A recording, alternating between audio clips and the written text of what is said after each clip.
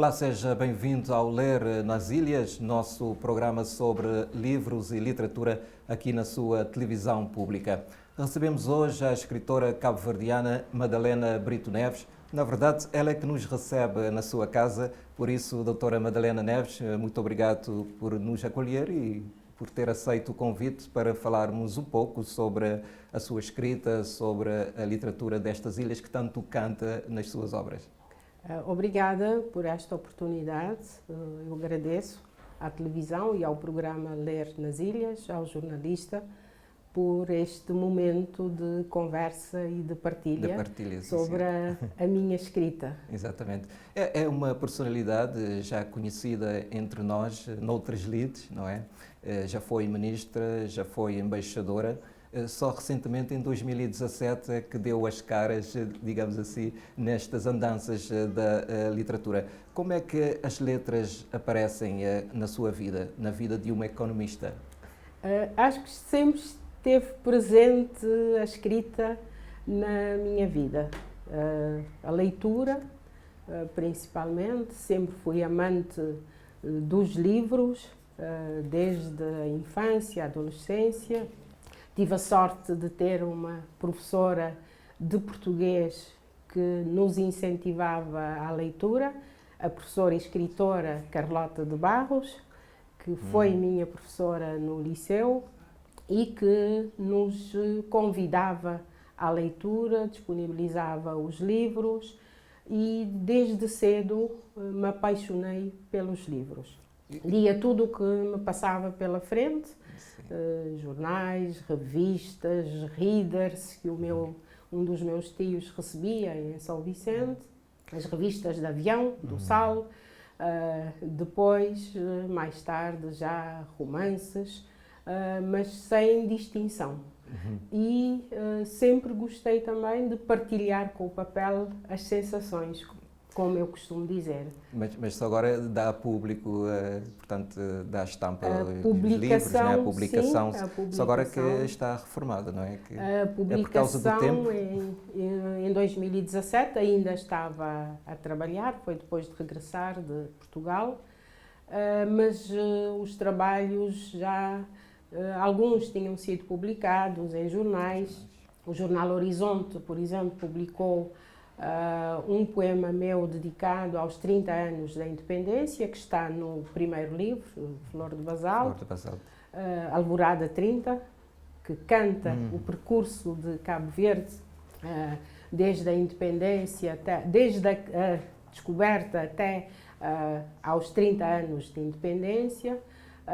Também tenho poemas publicados na revista Arte e Letra, a revista de cultura, aliás, foi a primeira revista a publicar os meus poemas, e no liceu também escrevia, publicava nos jornais de parede. Mas em livro Flor de Basalto em 2017, é o livro não é? de Flor de Basalto, uma obra poética, não é? A Dina Saluste, que fez a apresentação do livro, disse que, portanto, o livro retrata a história, a cultura, o folclore, a música das ilhas de Cabo Verde. Este livro é uma homenagem a Cabo Verde? É um canto a Cabo Verde. É o meu olhar sobre o nosso país, o meu país, a nação cabo-verdiana, não apenas Cabo Verde físico, mas a nação cabo-verdiana, e é um cantar daquilo que somos e do que poderemos ser. Também é um pouco a projeção de Cabo Verde no futuro.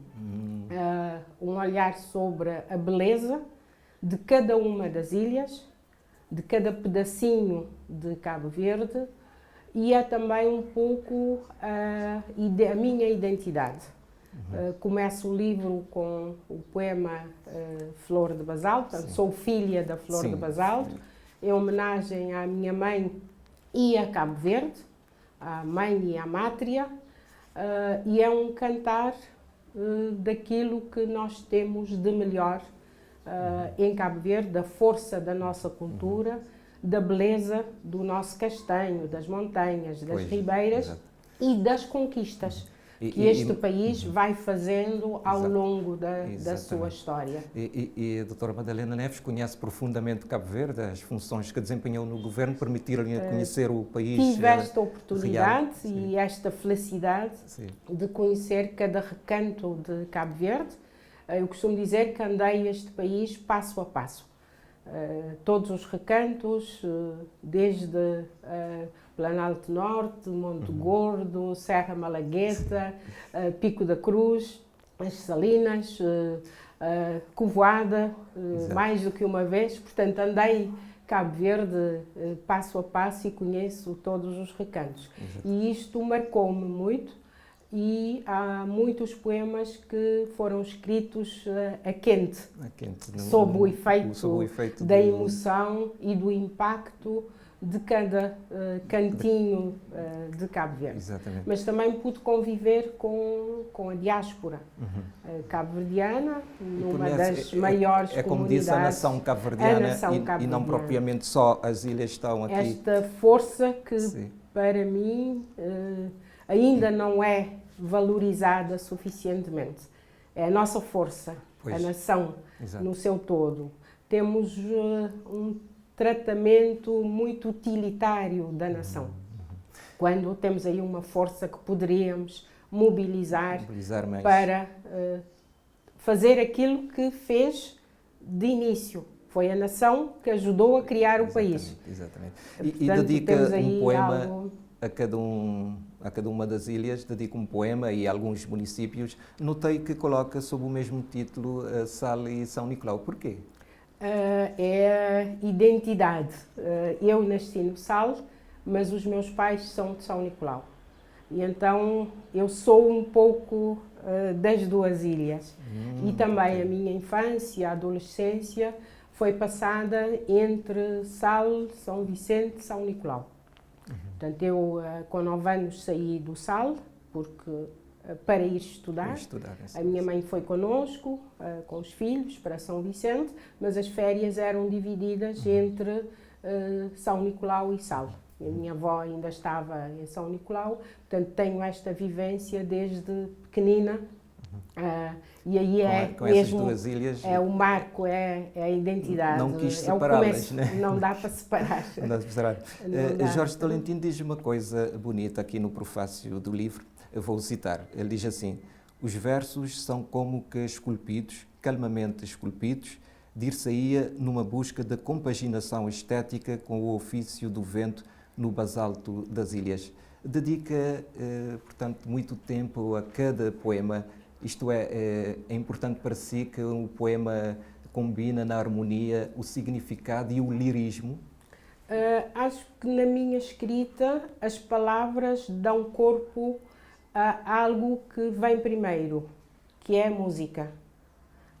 Quando tenho esta vontade de escrever, começo primeiro por ter uma música que me soa nos ouvidos e as palavras vão depois preencher este som. Portanto, não são muito trabalhadas, não toma tempo para ver se cabe, se é esta. Raramente, normalmente quando se escreve, depois há a leitura final, um retoque aqui ou ali, mas a minha escrita nasce para responder já a uma estrutura musical que vem primeiro. Aliás, faz muita... São sons que me vêm das músicas cabo-verdianas ou não, portanto, as músicas que eu conheço, que aprecio e que estão muito presentes nos livros, não é? Que clamam por algo. Sim, e eu tento traduzir então em palavras estes sons que me preenchem. Percebe-se realmente a presença da música na sua vida através destas duas obras suas que estão muito presentes. Há muitas referências a músicas, a cantores, mas também a escritores, não é? Gosta muito de utilizar a intertextualidade, digamos assim, nas suas obras, não é? Acho que é um processo de diálogo permanente com a nossa música, com a cultura, a força e a beleza da nossa música, e com os escritores contemporâneos ou que me antecederam, e estou em permanente diálogo, quer com os temas, quer também com questionamentos. E aí eles estão presentes. Estão sempre presentes. Outros pela vivência, por exemplo, no livro Um Poema Contado tem homenagens a escritores com quem pude conviver, tive esta oportunidade e felicidade, quero o Ovídio Martins, Jorge Barbosa. Jorge Barbosa não mais pelos livros e pela força da escrita de Jorge Barbosa, que me marcou muito, o João Vário, com quem também convivi, e o Aurélio Gonçalves, António, que estão no segundo livro, um poema cantado. Um poema cantado. Cantado e contado, é um pouco as duas coisas. Já vamos falar sobre isso. Mas ainda sobre este primeiro livro, Flor de Basalto, Simone Caputo Gomes notou que há uma convivência também entre as línguas cabo-verdiana e portuguesa, como ela diz, na harmonia identitária. Não é? Portanto, imagino que seja um recurso que lhe saia naturalmente, essa mistura do português com o crioulo, não é? Sim, é natural. Aliás, é natural? É uma característica identitária da literatura cabo-verdiana?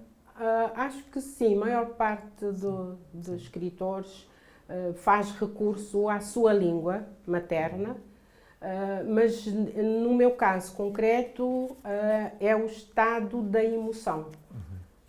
Se consigo exprimir melhor a emoção em crioulo, utilizo o crioulo. Mas o português é a nossa língua oficial e de comunicação, e utilizo de igual forma, portanto não há balança um mais acima, não, são as minhas duas línguas de origem e utilizo as duas de igual modo. Aprendi um bocado com o Cursinho Fortes também, outro poeta que me influenciou muito e que eu pude conhecer, com quem pude conviver também, e ele na língua trata as duas línguas de igual modo. Portanto, são também os modelos e as lições que recebemos dos que já partiram, mas que tem uma marca importante na escrita e na poesia cabo-verdiana. Jorge Tolentino diz outra coisa bonita e uma grande verdade, que os seus poemas reclamam ser ditos, querem voz. Vamos dar voz a um deles?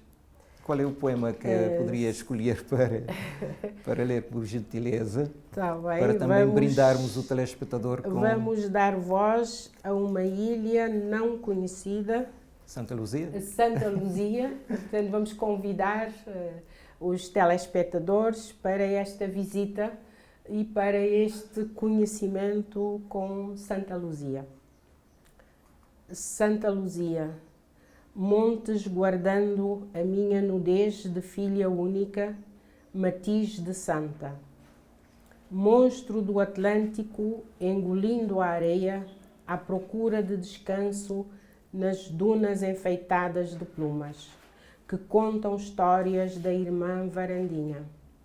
Reconquistada a praia, palmo a palmo, a minha memória salgada, embalada em pele de madeira, canta a sede do tostão. Caminhando com passos firmes, traço a rota da caravela, abraço as minhas irmãs e prometo nudez reservada. Ao chamamento do mar, respondo, entoando o canto da vitória contra o monstro do Atlântico, içando a bandeira da nova era nos olhos do pescador. Muito lindo, realmente. Mas surpreendeu, pensei que ia ler um poema sobre a Ilha do Sal, sua ilha natal, mas muito lindo este poema, também dedicado a Santa Luzia. Doutora Madalena, permite-nos fazer uma pausa neste momento da nossa conversa para respondermos a uma curiosidade lançada no programa anterior.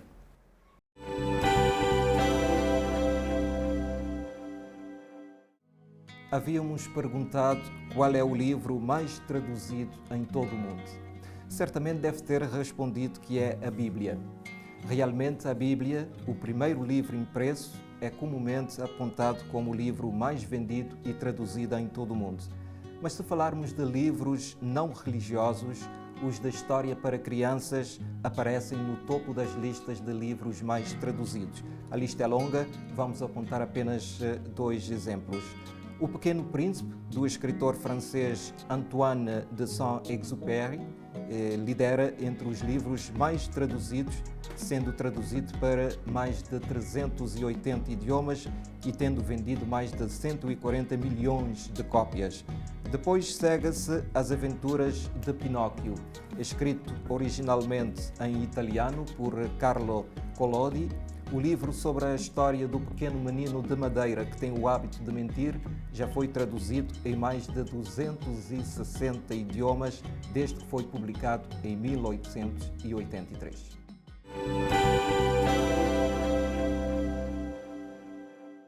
E retomamos o fio à meada desta conversa com a escritora Madalena Brito Neves, autora dos livros, portanto, Flor de Basalto e Um Poema Cantado. O Poema Cantado que foi publicado este ano também pela editora Rosa de Porcelana. Doutora Madalena, afinal, trata-se de um livro de contos, de poemas em prosa, como diz Simone Caputo Gomes, ou uma mescla de poesia e prosa, como afirma Daniel Medina nas notas deste livro? O livro, acho que mantém aquilo que é a minha linha de escrita. Poesia entra dentro de nós, acho que já não sai. E este livro, um poema contado, mantém um pouco a linha poética, e os contos têm esta nota que está inscrita na uma minha prosa escrita. poética, digamos.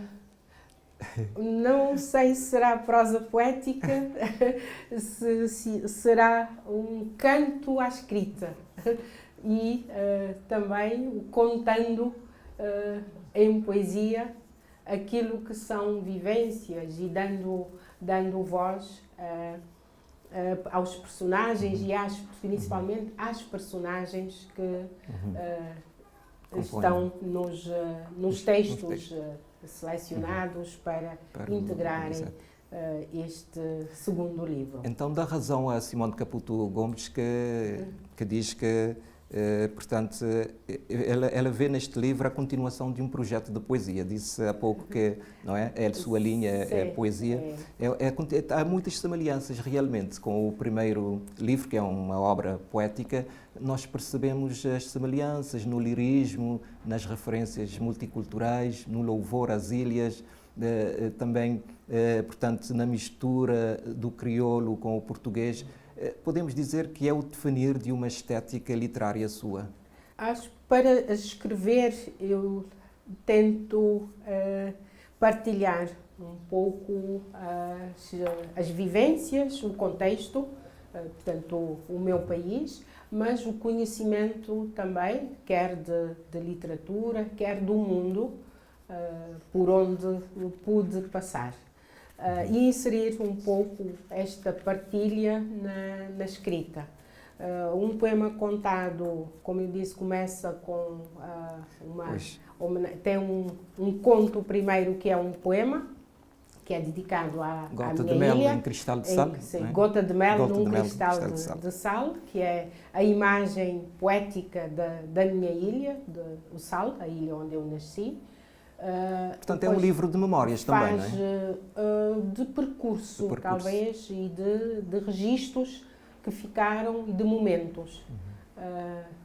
Homenagens ao João Vário, ao Jorge Barbosa. Jorge Barbosa que encontrei no Parque dos Poetas em Portugal, em Oeiras.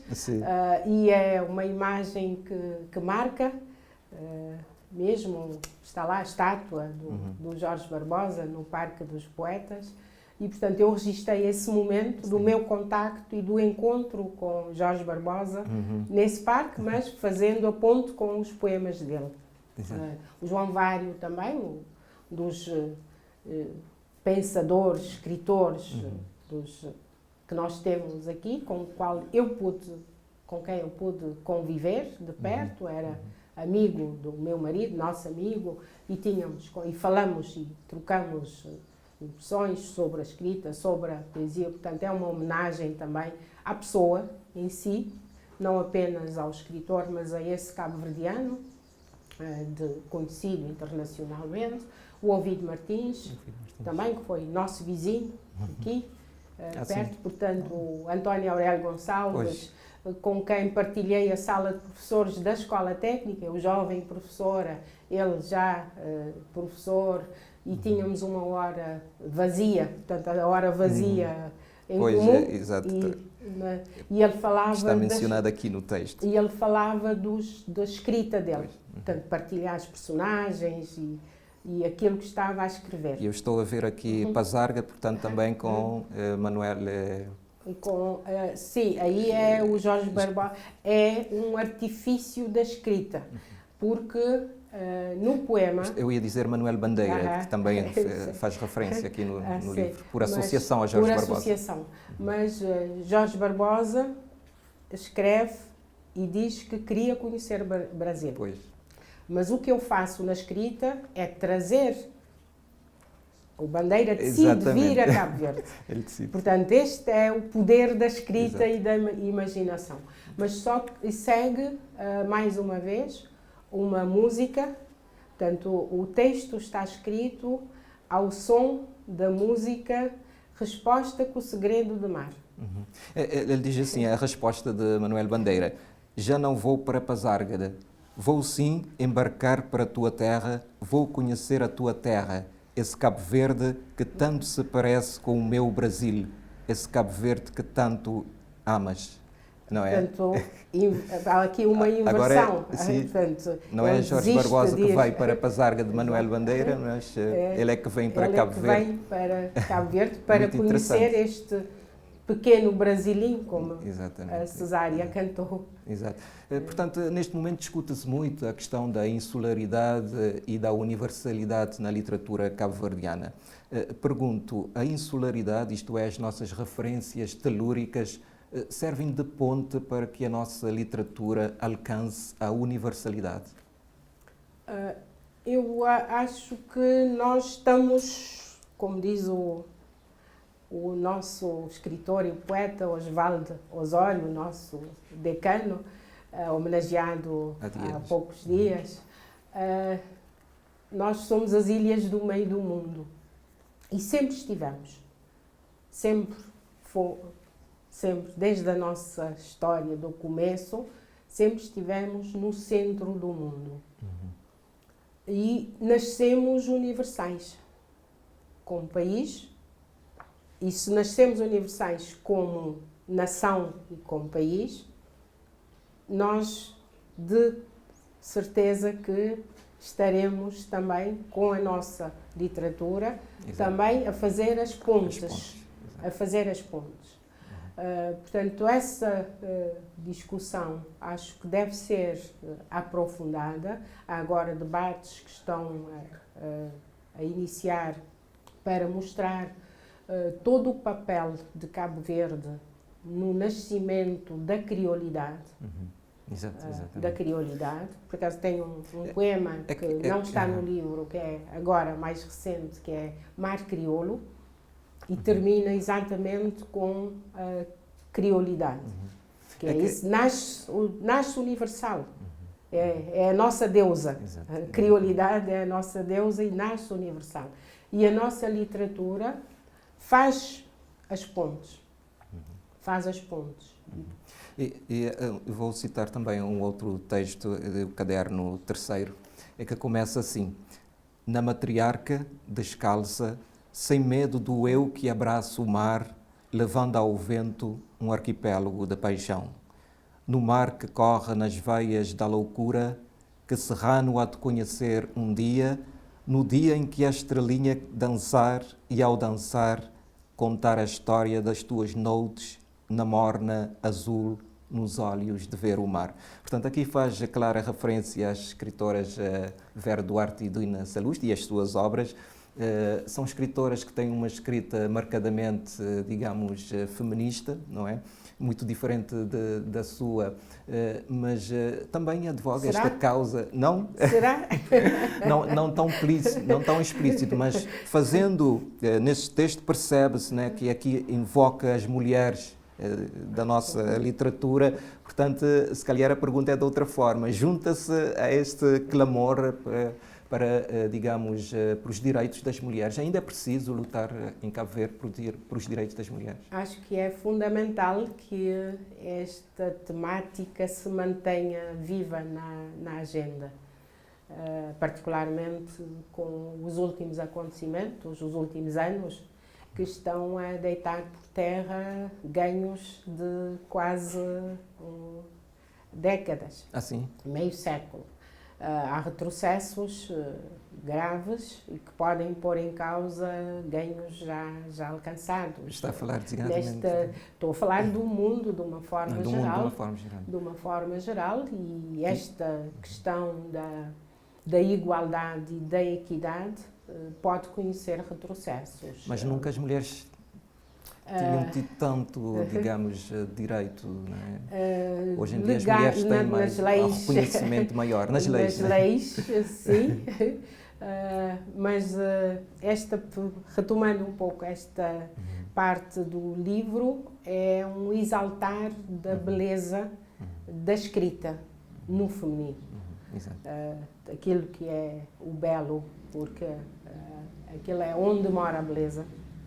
E como é que vê a contribuição das mulheres na escrita, na nossa literatura cabo-verdiana? Acho que há olhares diferentes, há formas diferentes de introduzir as temáticas, as questões sociais e os desafios, com esta beleza no dizer. Mas o livro também retoma um conjunto de questões sociais, em paralelo com aquilo que fazem a Vera, a Dina, a Fátima Bettencourt, outras escritoras que vieram antes, a Morazo e outras. Lá atrás, Pusic. Sim, começa em Pusic.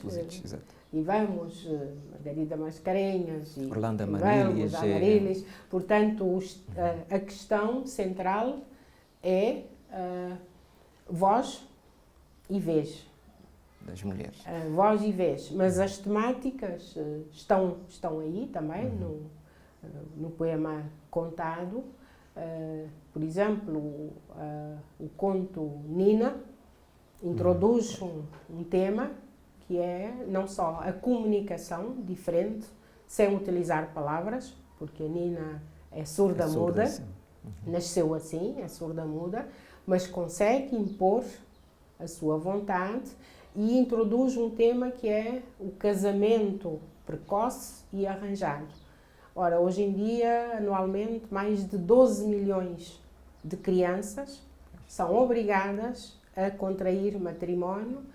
E aquilo que a Unicef diz é que até 2030, se nada for feito agora, mais de 150 milhões de meninas vão ser obrigadas a casar antes dos 20 anos, o que é um problema social gravíssimo. Não é um problema tanto cabo-verdiano, mas mundial, não é? Mas começamos, eventualmente, temos de estar atentos, porque somos, mais uma vez, um país aberto. Sim. Com a imigração e imigração, temos de ter também atenção para que os problemas não sejam introduzidos sem que se dê conta. Podemos estar a conviver também com estes problemas sociais graves. Doutora Madalena, vamos fazer mais uma pausa na nossa conversa, desta vez para testarmos a cultura geral dos nossos telespectadores.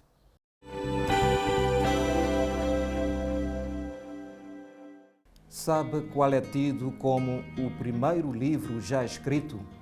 O primeiro livro que foi escrito. Envie-nos a sua resposta para o e-mail lernasilhas@rtc.cv ou deixe a resposta na página de Facebook do nosso programa.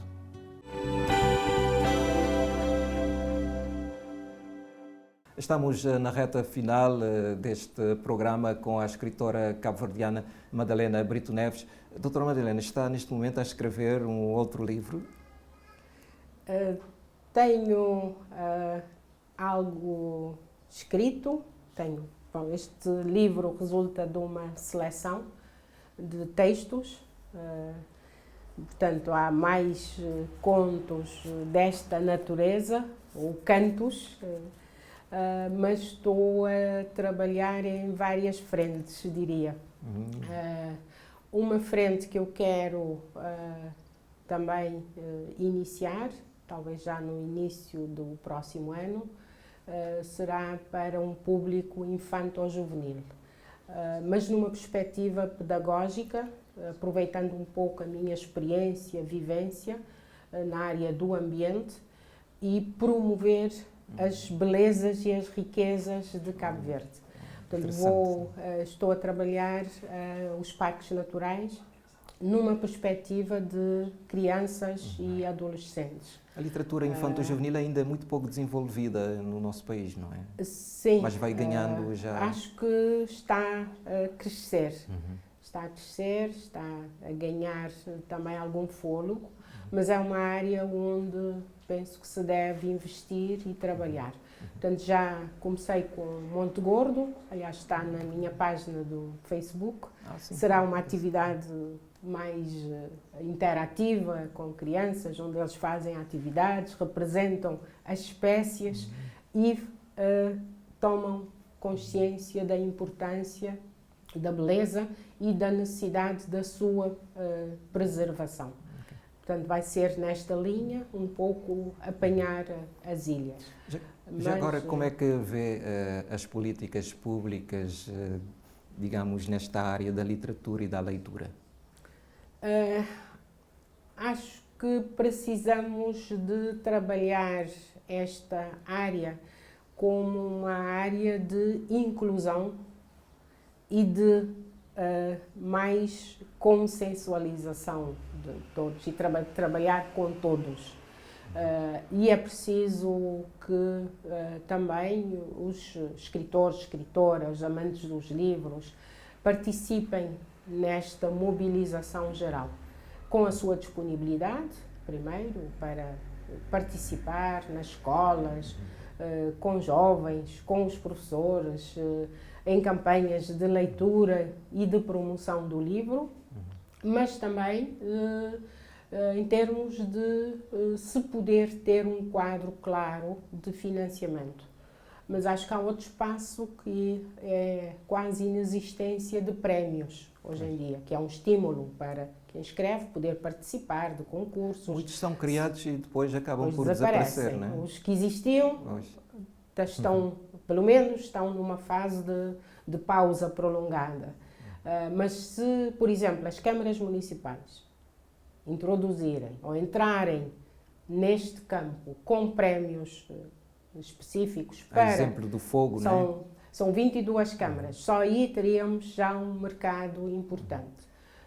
O Fogo já criou um prémio para a escrita em crioulo do Fogo. Sim. Se as outras câmaras fizerem iniciativas do tipo... Se as câmaras entrarem, para o dia do município, como se organizam festivais, que é um mercado para os artistas, para a música, principalmente, portanto a dança e outros estão menos trabalhados, mas pode-se abrir este mercado também a partir do local.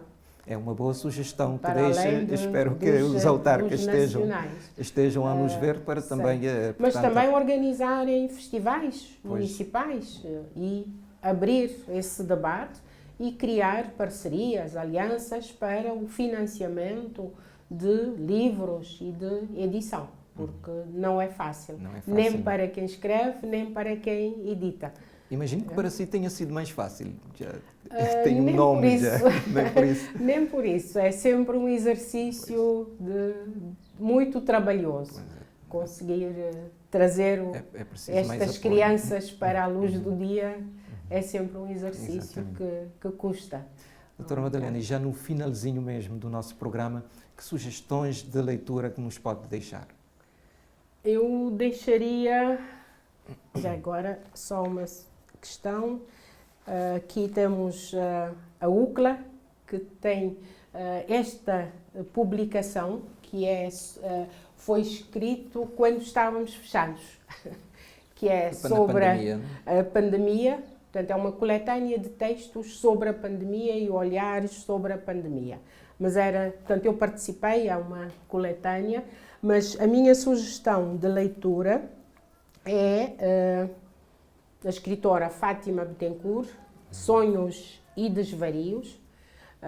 É também da Rosa de Porcelana, mas é uma escrita diferente, porque são sonhos e mostra que não existe limite para a criatividade. Portanto, é a leitura muito interessante. É o livro mais recente da Fátima Bettencourt, que nós esperamos também poder entrevistar no nosso programa. Sim, ela está agora em São Vicente. Em São Vicente, por isso que ainda não... Mas este livro é muito interessante, as abordagens e a temática que ela introduz. Uma sugestão que eu acho que é também de leitura, e eu convido a esta leitura, que é um olhar diferente sobre a Bíblia. Falou sobre a Bíblia como livro mais lido, traduzido, mais impresso. Sim, mais livro que é mais traduzido, mais vendido também. No mundo. Mas este é um olhar diferente. É a Bíblia em verso. Eu costumo dizer que é a poesia que mora na Bíblia. E se tivermos este olhar sobre a Bíblia, vamos ver a beleza dessa escrita. Estava-me a dizer há pouco que tem um projeto eu gostaria de poder promover este olhar com a Igreja, com as igrejas, porque a Bíblia não é de uma igreja, com as igrejas, portanto será um projeto abrangente e inclusivo, e poder-se olhar de forma diferente, poeticamente, sobre os escritos da Bíblia. Portanto, fica o convite para... esse é uma coletânea, são 3 volumes, aqui está só o primeiro, mas é uma leitura muito, muito interessante e prazerosa, e com muita beleza. Ficam então estas sugestões de leitura. E agradecer mais uma vez a doutora Madalena Brito Neves por ter aceito o nosso convite. Agradecer também a você que nos acompanhou aí em casa. Estaremos de volta daqui a 15 dias com mais um programa. Até lá, tenha boas leituras.